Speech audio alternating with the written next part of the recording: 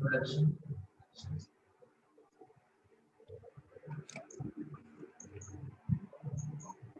Introduction on laboratory animals. I define this.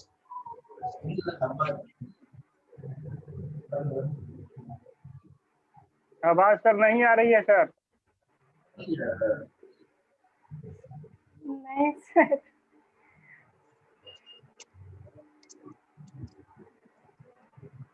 अभी गया आवाज? यस हाँ सर, अब अब आ ठीक है रही। सर। प्रीवियस क्लास में हम लोगों ने पढ़ा introduction on laboratory animals. Yes sir. What are commonly used laboratory animals? What are their uses, utilities, है ना? Purpose of rearing yes sir. क्या है? तो जो इसमें हम देखेंगे लेबोरेटरी एनिमल्स का क्या है यूज, बताओ। Prominent use of laboratory animals क्या है? बायोलॉजिकल साइंस में सर कोई भी टेस्ट करते हैं उसको पहले ट्राई करते हैं सर। कोई भी रिसर्च करना हो, कुछ भी ड्रग का ट्रायल लगाना हो, है ना, यस सर। Yes sir. कर सकते हैं। नॉट इवन ड्रग का, कोई भी फिजियोलॉजिकल स्टडी हो या फार्माकोलॉजिकल स्टडी हो या कुछ, मतलब कि अगर आपको जानना हो रिस्पांस, ड्रग रिस्पांस जानना हो, ड्रग डिजाइन में मदद करता है ये, है ना। तो यस सर। इनका यूज होता है क्योंकि they are tiny to use, easy to handle, less expensive, very cooperative, and most prominent one is mice rat नमस्कार। higher position in evolutionary scale, yes sir. है ना। ये सबसे Yes. इम्पोर्टेंट है कि ये आपसे बहुत ही क्लोज है, मैमल का पार्ट है, तो रिस्पांस जो भी होगा बहुत ही क्लोज टू ह्यूमंस होगा, है ना। ह्यूमन। ये इम्पोर्टेंट है। फिर हम लोगों ने जाना टाइप्स ऑफ लेबोरेटरी एनिमल्स कौन कौन से हैं जिनका वेरी कॉमनली यूज होता है, जैसे माइस है, रैट्स है, हैमस्टर है, गिनी पिग है, रैबिट है, एटसेट्रा। फर्दर, हाँ फर्दर हम लोगों ने क्या जाना, क्लासिफिकेशन ऑफ क्लासिफिकेशन क्या था। First one is conventional conventional gnotobiotic, germ gnotobiotic, free और germ free, germ free and specific pathogen free, specific pathogen free animals. Then what are conventional animals?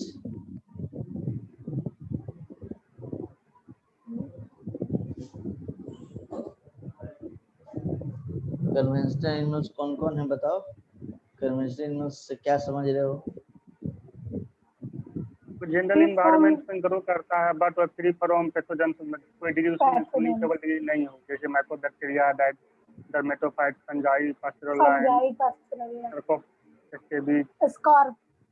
नोटोबायोटिक किनको बोलेंगे? नोटोबायोटिक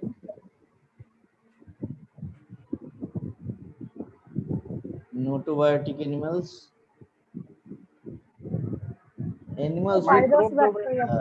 नॉन माइक्रोब्स, पता है जिनके बारे में। उसके बाद specific pathogen free from that particular specific microbes, है ना, इन्होंने specific pathogen free. After that germ free animals which can be achieved by killing their mothers with cervical dislocation and removing fetus by hysterectomy without any anesthetic in an isolator.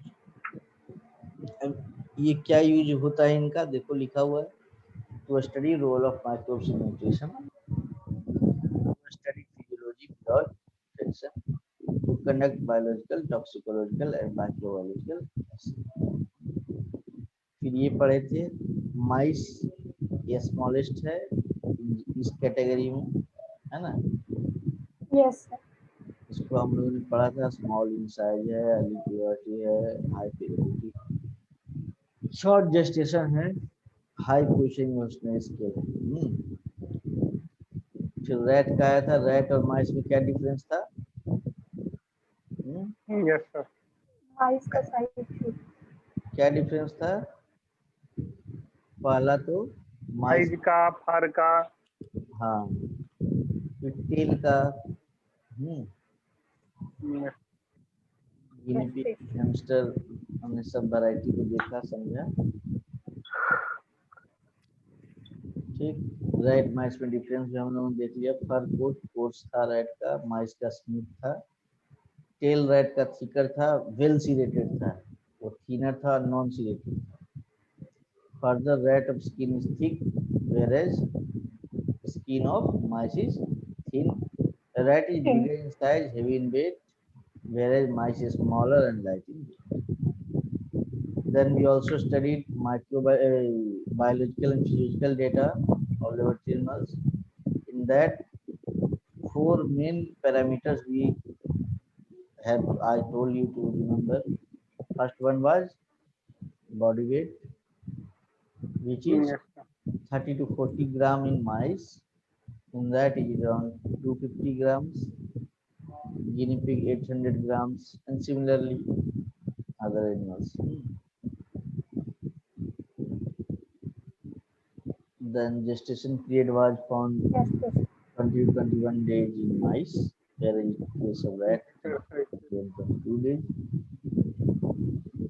Like this. Now we will study somewhat on housing. कहाँ रखते हैं, कैसे रखते हैं, much more important. उसमें क्या है, laboratory animals elaborated housing की जरूरत पड़ती है, with adequate ventilation space to move. देखा होगा लेबोरेटरी एनिमल्स को रखते हुए, उनका एक अपना केज होता है, अभी आएगा आगे। Laboratory animals require elaborated housing with adequate ventilation and space to move. House should provide protection from weather, predators, mosquitoes, and insects. This is common prerequisite for any animals. Housing का मतलब ही है कि दो पर्पस है basically. First one is to protect animals from inclement weather condition. first and foremost, to protect animals from inclement weather condition, and second one is to protect animals from predators. ये main कारण। फिर laboratory animals can be housed on floors as well as in cage, in groups in house। दोनों है, दोनों तरह का system है। जैसे मान लिया रैबिट है, रैबिट को आप केज में भी रख सकते हैं और रैबिट को आप फ्लोर पे भी रख सकते हैं। इस तरह से और भी ऑर्गेनिजम्स है जिनको आप रख सकते हैं। जैसे मान लिया अगर आप रैट को रखेंगे कच्चा फ्लोर में, वो क्या करेगा, बरो बना के निकल जाए, है ना। Yes. Laboratory animals can be housed on floor or in cages in groups in house. The space requirement mostly depends on body weight and size. Formula दिया हुआ है, formula to calculate floor space for laboratory animals is a, here you see, here it is floor space, W weight of animals, Yes. is and N signifies number of animals. Formula is given here, A is equal to floor space, A is floor space, W signifies for weight in Weight all, of animal. weight of animals or weight in grams, N is number of animals. सी, ये है आपका cage. Equipment रखना। Cage, हाँ, देखो drinker भी उसमें लगा हुआ है, एनिमल उसको टच करता है, उसको वाटर मिल जाता है, ठीक है। Yes. Yes, sir. देखो ये रखा हुआ अरेंज करके, देख रहा है। एक तो बड़ा सा केज यस सर। रैबिट के लिए यूज है ना, जो बड़ा सा सिस्टम है रैबिट के लिए ये है। एक यहाँ केज है उनका, और ये फ्लोर स्पेस रिक्वायरमेंट देखो। माइस के लिए कितना चाहिए एरिया और हाइट ऑफ केज, रैट के लिए कितना चाहिए एरिया और height height of cage. Height of cage. हाँ, it is given in centimeter. Mice के लिए कितना एरिया चाहिए centimeter square, 38 to 38 to 99 99 centimeter square, where height of cage is 17.5. 17.5 20.5 Whereas in case of rat, it is 110 to 2 260 centimeter square and height is 22.5. 22.5 ये जितना floor space देख रहे हो उसके वेट के हिसाब से है। आप अभी आपने देखा फॉर्मूले में क्या था, कौन सा पैरामीटर पे हम फ्लोर स्पेस डिफाइन कर रहे थे, पहला था वेट। हाँ वेट था, और weight of animal weight and number यही ना था, number. Yes sir. N for number W for weight, यही था ना फॉर्मूला। Weight. वेट के हिसाब से ही है, जिसका जितना वेट है उसके हिसाब से ही हाइट है, और उसके हिसाब से फ्लोर स्पेस है ना। Yes. Similarly, in case of guinea pig, they need of 270 to 650 centimeters square of area for guinea pig. Similarly, height of cage is also increased, which is up to 35 centimeters. 35. Site of housing, as you know, in every animal, housing is very much important for their survival, as well as for to get optimum productivity of from that animals. Whether they are dairy animals or small animals, even laboratory animals. And what is prerequisite for good housing is first and foremost is site of housing. Here also higher elevation needed, minimum access to visitors. See, this is important. Minimum noise or any other disturbances. Separate from main biological or immunological production, away from poultry. ठीक है। Similarly हम दो तरह का housing भी provide कर रहे हैं एनिमल को, या तो आप नॉन एयर कंडीशन कमरा अवेल करवाएं या एयर कंडीशन, दो पॉसिबिलिटी हो सकता है। In non air condition the direction of airflow should be taken into consideration while constructing those houses. The airflow should not directly enter the entrance of house. The house should have two corridors. Okay. Non-air condition, एक तो clean corridor है ना, और दूसरा है dirty corridor. Clean corridor में क्या है, this is placed in front of animal room and generally used to bring in sterile food Sterile or food. food or feed। ये जो एनिमल के सामने का जो कमरा है उसको क्लीन कॉरिडोर बोलते हैं। यहाँ से जनरली क्या हम करते हैं, स्टेराइल फूड और फीड लाते ले जाते हैं। टू टेक इन ऑटोक्लेव केजेस, जो ऑटोक्लेव किया हुआ केज है उनको लेके जाते हैं। To take bedding material in the house. A foot deep, देखो यहाँ भी है, a foot deep with antiseptic और disinfectant solution be provided at entry of clean corridor, which facilitates reduction of microbes infiltration in house. Clear? कोई confusion है? No sir. नहीं sir. The door of entry should open outside so that hot and light air will rush outside after opening the door, which helps in checking the infiltration of outside infection in the house. ये भी है, बाहर भी न जाए, इस तरह से डोर का हो एग्जिट बाहर के लिए। House must be free from rodents as well as insects like mosquito, cockroaches, bugs, flies। ये हो गया। उसी तरह से डर्टी कॉरिडोर है, ये बैक साइड होता है एनिमल के हाउस में। वहां पे क्या उसका काम है, टू रिमूव द गार्बेज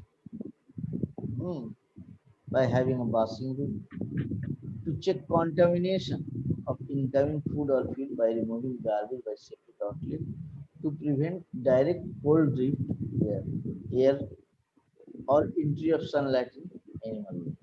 तो दो कॉरिडोर हो गया, पहला क्लीन कॉरिडोर जहाँ से क्लीन कॉरिडोर, खाने की व्यवस्था हो रही थी, ऑटोक्लेव्ड केजेस लेके जाया जा रहा था, वो सब है ना। और दूसरा है डर्टी कॉरिडोर, जहाँ पे जो गार्बेज है या जो भी कंटेमिनेशन, जो फूड है जो खराब हो चुका, रिमूव कर रहे हैं गार्बेज को, वहां से निकाल रहे हैं। ठीक है, ये है कॉरिडोर। देखो फोटो में देखो, एक अनक्लीन कॉरिडोर या डर्टी कॉरिडोर, दूसरा क्लीन कॉरिडोर। ठीक है, जहाँ से देखो मटेरियल एंट्री हो रहा है, दिख रहा है ये, यस सर, यस सर, दिख रहा है ना। इस तरह से करते हैं तो वहाँ दिखता है ना कर्सर कुछ। Yes sir, yes. Yes sir, हाँ, ये मटेरियल एंट्री हो रहा है, देखो ऑटोक्लेव किया हुआ जो भी बॉक्स है सब जाता है यहाँ से, वेडिंग रूम है, इनको और जो बैक साइड है ये दुकान की, यहाँ से क्लीन, यहाँ से अनक्लीन। ठीक है, स्टाफ एंट्री हाइजीन के लिए सिंपल सा ये दिया हुआ है, डायग्राम में समझाया हुआ है। फिर हाउसिंग स्टैंडर्ड डायमेंशन दिया हुआ है, कुछ कुछ आपको याद रखना है और कुछ एज्यूम करना है, जनरली क्या होना चाहिए, इस तरह से आपके दिमाग में आना चाहिए, है ना। तो माइस का दिया हुआ, रैट का दिया हुआ, हैमस्टर है, गिनी सब है।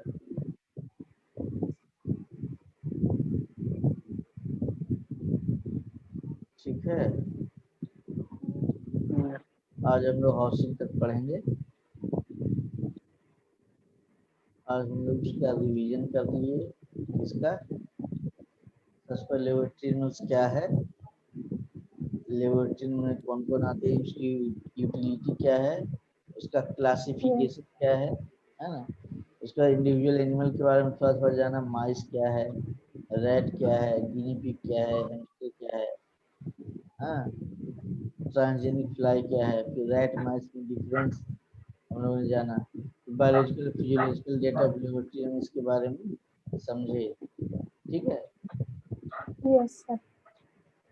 उसके बाद हम लोगों ने लेबोरेटरी एनिमल हाउसिंग के बारे में जाना, हाउसिंग का साइट ऑफ हाउसिंग क्या होना चाहिए, फिर उसका डिजाइन बेसिकली क्या होना चाहिए। दो कॉरिडोर में बटा हुआ था, एक क्लीन कॉरिडोर था, एक डर्टी कॉरिडोर था, है ना। फिर हाउसिंग के बारे में फ्लोर स्पेस कितना चाहिए वो हमने देखा। फ्लोर स्पेस का फॉर्मूला क्या था, A equal to N bracket 3w plus 5 w in square. w signifies for weight on, weight of animal, ठीक है ना। Weight of the animal. हाँ, एन जो था क्या था, number of animals, number of animal. हाँ, और ये क्या है, ये है फ्लोर स्पेस। Floor space. ठीक। Yes sir. ये हम लोगों ने जाना, फिर हम लोग उसको देखे, फोटो भी देखा हम लोगों ने, किस किस तरह का होता है, ड्रिंकर क्या है, केजेज क्या है, किस तरह से रखा जाता है, रैक पे कैसे अरेंज करके रखा जाता है, देखो किस तरह से अरेंज करके रखा हुआ है, ड्रिंकर उसमें लगा हुआ है ना। लेबोरेटरी एनिमल आप केज सिस्टम में भी रख सकते हैं, फ्लोर पे भी रख सकते हैं, आपका इन्वेस्टमेंट कितना का है उस पर डिपेंड करता है ना। उसके बाद हम लोग फ्लोर स्पेस रिक्वायरमेंट देखी, किसी एनिमल का कितना है, एरिया कितना उनको चाहिए, हाइट ऑफ केज उसके हिसाब से कितना चाहिए, साइट ऑफ हाउसिंग के लिए क्या क्या रिक्वायर्ड था, types of housing, non air condition, air condition दे सकते हैं, और दोनों जगह क्लीन और डर्टी कॉरिडोर का कंसेप्ट था, वो डिजाइन भी हम लोगों ने समझा, हाउसिंग स्टैंडर्ड्स भी देख लिए, मोटा मोटी क्या होना चाहिए। अब अगली क्लास में हम लोग स्ट्रेन और ब्रीडिंग ऑफ लेबोरेटरियंस के बारे में। ठीक है, अब इतना दूर तक Yes. बताओ, कोई कंफ्यूजन है? No. No sir. कुछ भी अगर कंफ्यूजन है तो पूछ सकते हो। इसको बार बार No. बहुत अगर बार बार देखो तो याद रहेगा। अभी तक मुझे लग रहा है कि जितना हम तुम लोग पढ़ाए हैं बहुत ही सिंपल है, इसको याद रखा जा सकता है। कोई ऐसा नहीं है कि इसको याद रखने में कोई आपत्ति है किसी को। Yes sir. बहुत नो ही सर। सिंपल वे में, बहुत ही सिंपल आसान वो है। ठीक है।